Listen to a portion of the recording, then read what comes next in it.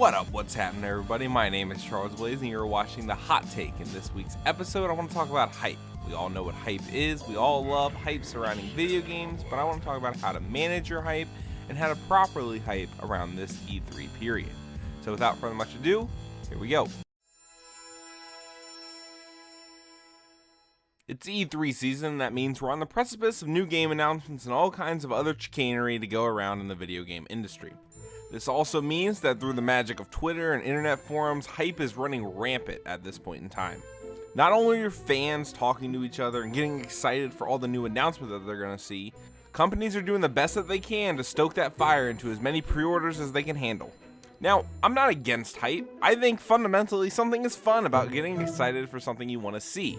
I've indulged in it myself, and it would be hypocritical of me to point my finger and condemn every single person that gets excited for a video game announcement. But when you are getting excited for something, companies and fans alike, here's 3 rules to help you hype responsibly.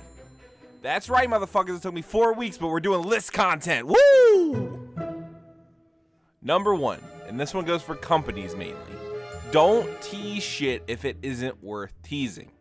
And by this I mean, if it's not a well-established AAA franchise that you know fans have a hard-on for, don't go posting vague Twitter things or start an ARG, because all that does is build people up to be disappointed in the end when the thing their wildest dreams imagine doesn't come true.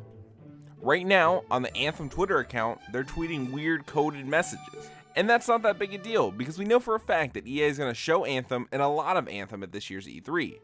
But when you go hyping up things like Fallout 76 with a live stream that hundreds of thousands of people watched, you goddamn better deliver. And if Fallout 76 isn't this crazy multiplayer thing that we're all picturing it to be, it'll be Bethesda's fault, not ours, because you got us excited for something that couldn't deliver. Number 2, and this one goes for fans, don't go making mountains out of molehills. Now, I know this is a common phrase in relationships, uttered by everyone that's ever gotten into a fight when they blew something out of proportion, but you have to look at it this way, David. She's not coming back. She left you. She's with somebody else. There's nothing you can do. But back to hype. Video game fans, stop looking into everything that your favorite franchise is doing. Sure, they registered a URL. That doesn't mean a new installment is coming. Oh, Walmart New Zealand has some new pop figures coming out? That doesn't mean the next Skyrim is on the horizon. Just because some sketchy blog on Facebook says there's 6 playable characters in the new Red Dead doesn't make it true. Quit liking and retweeting every rumor that makes you happy. This is how Donald Trump got elected, and this is how we let hype get out of control and get let down by E3, which should be a celebration of brand new games that we're going to get to play in 5 to 6 years. And that brings me to my last point. Video game companies announce shit and then release it in 2 E3s or less. Once your game's announced, you're on the clock. No one wants to see the same game with different gameplay trailers and having the same highlights for every E3 for all of eternity. I know development is hard and games run into speed bumps, but that's no excuse for putting it out there that Kingdom Hearts 3 is coming out in 2013.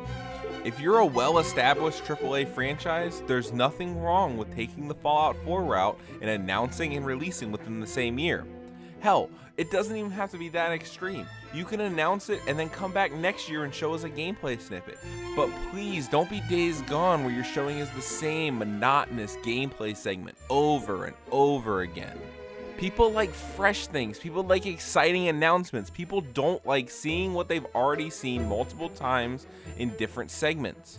I get it, you want people to be excited for your new IP, your new installment in a great franchise. But there's something about hearing about something for 3 long years and then finally popping in the disc that makes it lose some of the magic that it once truly had. Yeah, so that's it, 3 simple rules. Do you remember that show 8 Simple Rules for Dating My Teenage Daughter? I'm getting off on a tangent. If you have any other rules about how you manage hype, put them in the comments down below. Don't forget to like, subscribe, share, all that YouTube stuff. Hit the bell, and I'll see you next week.